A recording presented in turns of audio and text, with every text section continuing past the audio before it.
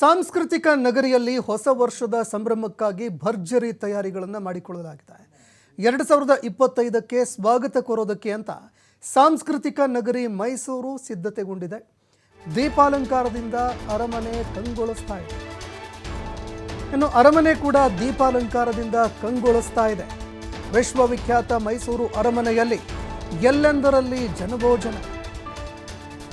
ಇನ್ನು ಅದರಲ್ಲೂ ವಿಶ್ವವಿಖ್ಯಾತ ಮೈಸೂರು ಅರಮನೆ ಏನಿದೆ, ಆ ಅರಮನೆಯನ್ನ ದೀಪಾಲಂಕಾರ ಏನು ಮಾಡಿರ್ತಾರೆ, ದೀಪಾಲಂಕಾರವನ್ನ ನೋಡೋದೇ ಒಂದು ಅದ್ಭುತ ಕ್ಷಣ.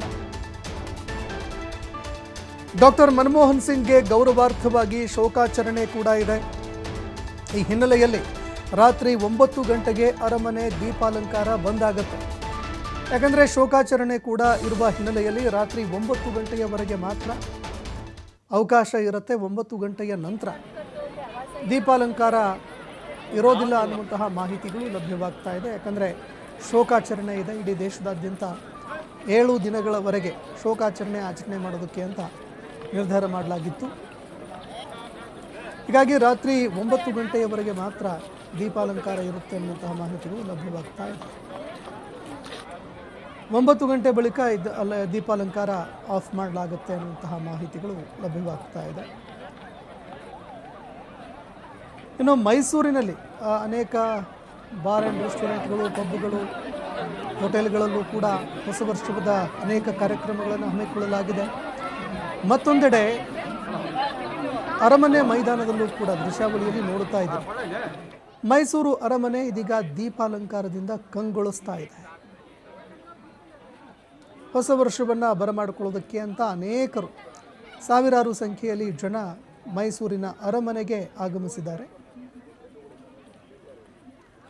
ಇನ್ನು ಆಗಮಿಸುವವರಿಗಾಗಿ ಮೈಸೂರಿನ ಅರಮನೆಯ ದೀಪಾಲಂಕಾರ ಕಣ್ತುಂಬಿಕೊಳ್ಳೋದಕ್ಕೆ ಅವಕಾಶ ಮಾಡಿಕೊಡಲಾಗಿತ್ತು.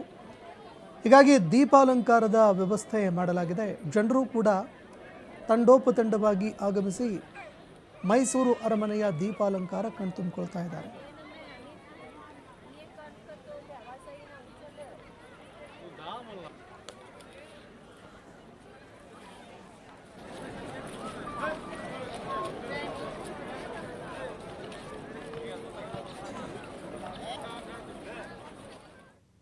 ಸಾಂಸ್ಕೃತಿಕ ನಗರಿ ಮೈಸೂರಿನಲ್ಲಿ ಹೊಸ ವರ್ಷದ ಸಂಭ್ರಮಾಚರಣೆ ಮನೆ ಮಾಡಿರ್ತಕ್ಕಂಥದ್ದು. ಇನ್ನೇನು ಕೆಲವೇ ಕ್ಷಣಗಳಲ್ಲಿ ಆ ಒಂದು ಕ್ಷಣಗಳನ್ನ ಬರಮಾಡಿಕೊಳ್ಳುವಂತಹ ನಿಟ್ಟಿನಲ್ಲಿ ಈಗಾಗಲೇ ಸಾಕಷ್ಟು ಸಿದ್ಧತೆಯನ್ನ ಮಾಡಿಕೊಳ್ಳಲಾಗಿದೆ. ಪ್ರಮುಖವಾಗಿ ಮೈಸೂರಿನ ಪ್ರವಾಸಿ ತಾಣಗಳಲ್ಲಿ ವಿಶ್ವವಿಖ್ಯಾತಿಯನ್ನು ಪಡೆದಿರತಕ್ಕಂಥ ಅರಮನೆ ಈಗ ದೀಪಾಲಂಕಾರದಿಂದ ಕೂಡ ಕಂಗೊಳಿಸ್ತಾ ಇರತಕ್ಕಂಥದ್ದನ್ನು ನಾವು ಗಮನಿಸಬಹುದು. ಈಗ ಸಾಕಷ್ಟು ಸಂಖ್ಯೆಯಲ್ಲಿ ಇಲ್ಲಿ ಪ್ರವಾಸಿಗರು ಕೂಡ ಬಂದಿರತಕ್ಕಂಥದ್ದನ್ನು ನಾವು ಗಮನಿಸಬಹುದು. ಈ ಒಂದು ಕ್ಷಣಗಳಲ್ಲಿ ಭಾಗಿಯಾಗಲಿಕ್ಕೆ ಪ್ರವಾಸಿಗರು ದೂರಗಳಿಂದ ಬರೋದ್ರ ಜೊತೆಗೆ ಈ ಒಂದು ಹೊಸ ವರ್ಷದ ಸಂಭ್ರಮಾಚರಣೆಯಲ್ಲಿ ಭಾಗಿಯಾಗ್ತಾ ಇರತಕ್ಕಂಥದ್ದನ್ನು ಕೂಡ ನಾವು ಗಮನಿಸಬಹುದು. ಈಗ ಪ್ರವಾಸಿಗರಿದ್ದಾರೆ, ನಾನು ಮಾತನಾಡಿಸ್ತಾ ಹೋಗ್ತೀನಿ. ಸರ್, ಎಲ್ಲಿಂದ ಬಂದಿದ್ದೀರಿ? ನಾವು ನಂಜನಗೂಡಿಂದ ಬಂದಿರೋದು. ಇದೆಲ್ಲ ಮಹಾರಾಜರ ಒಂದು ಕೊಡುಗೆ, ಆಯಿತಾ. ಇದನ್ನು ಎಷ್ಟು ವರ್ಣಿಸಿದ್ರೂ ಸಾಧ್ಯವಿಲ್ಲ. ಮತ್ತು ವರ್ಷ ಈ ಥರ ಫಲಪುಷ್ಪ ಪ್ರದರ್ಶನ ಏರ್ಪಡಿಸುತ್ತಕ್ಕಂಥದ್ದು ನಮ್ಮ ಮನಸ್ಸಿಗೆ ತುಂಬ ಸಂತೋಷ ಉಂಟು ಮಾಡುತ್ತೆ. ಹಾಗೆಯೇ ಇಲ್ಲಿ ನಮ್ಮ ಮಹಾರಾಜರ ಕೊಡುಗೆ ಅಂತಂದರೆ ಅಪಾರವಾಗಿದೆ. ಅವ್ರನ್ನ ನಾವು ಹೇಳೋಕ್ಕೆ ಅತಿಶಯವಾಗಿದೆ. ಮತ್ತು ಎಷ್ಟೋ ಬೇಕಾದಷ್ಟು ಜನ ಕೋಟಿ ಅಂತ ದುಡ್ಡಿಟ್ಕೊಂಡು ಮನೆಯಲ್ಲಿ ಒದ್ದಾಡ್ತಿದ್ದಾರೆ. ನಮ್ಮ ಮಹಾರಾಜರು ಕೋಟಿನ ನೋಡಿ ಇಲ್ಲೇ ಇಟ್ಟಿದ್ದಾರೆ. ಇಂಥ ವ್ಯವಸ್ಥೆ ಎಲ್ಲೂ ಇಲ್ಲ.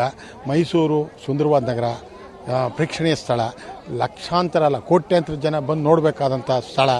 ಇಲ್ಲಿ ಬಂದರೆ ಅವ್ರ ಮನಸ್ಸು ಶಾಂತಿ ಎಲ್ಲವೂ ಇಲ್ಲಿ ಸಿಗುತ್ತೆ. ಇಲ್ಲಿ ಪಕ್ಕದಲ್ಲೇ ಚಾಮುಂಡೇಶ್ವರಿ ದೇವಸ್ಥಾನ ಇದೆ, ಬೆಟ್ಟ.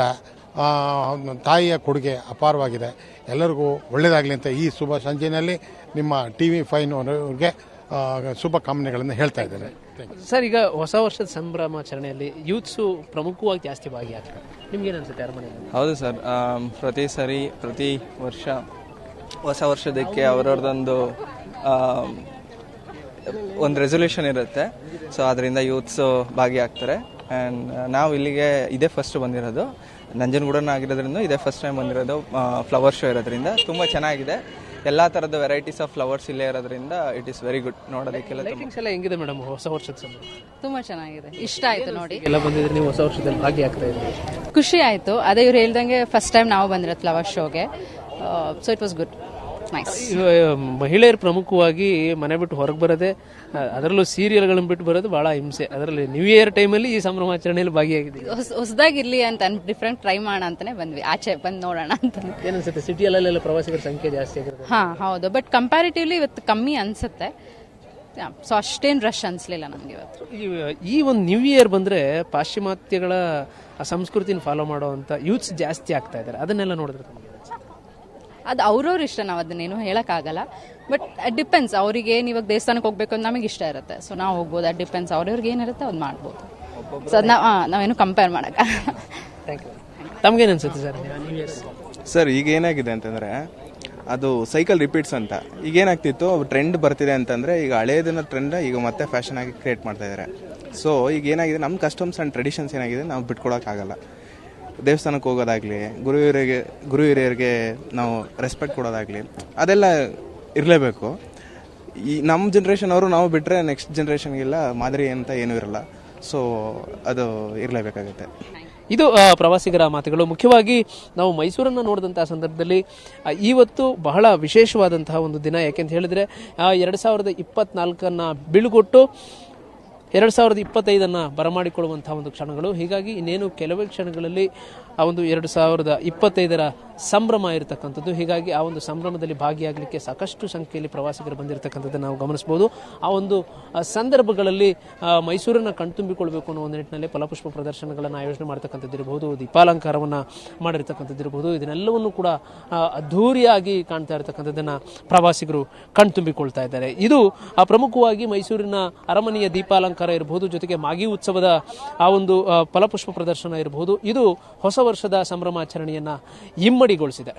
ಕ್ಯಾಮರಾ ಪರ್ಸನ್ ಜೀವನ್ ಜೊತೆ ಪುನೀತ್, TV5 ಮೈಸೂರು.